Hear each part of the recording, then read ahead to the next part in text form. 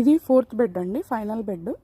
ఈ బెడ్లో అసలు ఏం వేసాము, ఏమొచ్చాయి అన్నది మాకు తెలియదు. ఎందుకంటే దీంట్లో అన్ని రకాలుగా నేను 1 ఇయర్ మిగిలిన కాంపోస్ట్ అంతా ఇందులోనే వేశాను. కాబట్టి ఇందులో చాలా రకాలుగా వచ్చాయి మొక్కలు. ఈరోజు మీతో పాటు అసలు ఏమేమి తీసానని కూడా చూపిస్తాను. ఇది ఇవన్నీ కాంపోస్ట్లోంచి వచ్చినవండి. నేను అయితే నా చేతితో పెట్టినవి ఇందులో చాలా తక్కువ. ఏం అంటే ఈ బెడ్ని బేసికలీ నేను ఎక్స్ట్రా బెడ్గా వాడుకుందామనే ఇలా పెట్టాను. కానీ అందులో కాంపోస్ట్ వల్లే చాలా వచ్చాయి. అయితే ఇది కాంపోస్ట్లోంచి వచ్చినా కూడా నేను కొన్ని ఐడెంటిఫై చేసుకున్నాను ఏవి ఉన్నాయని.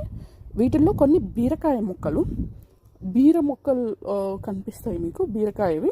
నెక్స్ట్ బీన్స్ మొక్కలు, ఇవి నేను పెట్టిందే అండి. ఇదిగోండి, ఇదొక బీన్స్, 2 బీన్స్ మొక్కలు ఇక్కడ పైన కనిపిస్తున్నవి. తర్వాత ఇందులోంచి కాంపోస్ట్లోంచి ఏమేమి వచ్చాయి అని ఇప్పుడు మీతో పాటు నేను కూడా చూస్తాను ఏమొచ్చాయి అని చెప్పి. ఇవి వచ్చి క్యాప్సికమ్ అండి. చెప్పాను కదా కలర్ క్యాప్సికమ్ పెట్టాను అని చెప్పి. ఇవి క్యాప్సికమ్ మొక్కలు.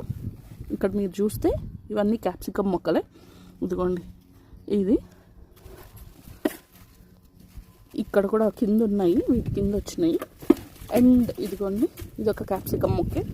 అండ్ ఇది నాకు తెలిసి బీరకాయ చెట్టు అని నేను అనుకుంటున్నాను. బీరకాయ చెట్టు కానీ లేకపోతే దోసపళ్ళు కానీ ఉండొచ్చు. ఎందుకంటే మా అమ్మాయికి దోసపళ్ళు ఇష్టం అని చెప్పి తను ఎక్కువ దోసపళ్ళు తిని విత్తనాలన్నీ ఇలా కాంపోస్ట్లోకి వేసాము.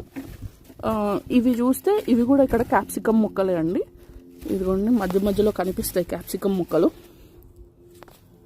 తర్వాత ఈ చెట్టు చూస్తే, ఈ చెట్టు ఏమో గుమ్మడికాయ అనుకుంటానండి, బూడిది గుమ్మడికాయ చెట్టు అనుకుంటాను. ఇది బూడిది గుమ్మడికాయ మొక్క.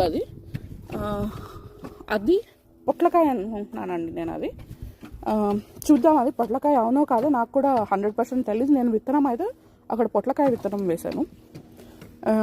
ఇవి కూడా పొట్లకాయ అండ్ బీరకాయ, దోసకాయ, ఈ మూడిట్లో ఏవో ఒకటి వచ్చి ఉంటాయి.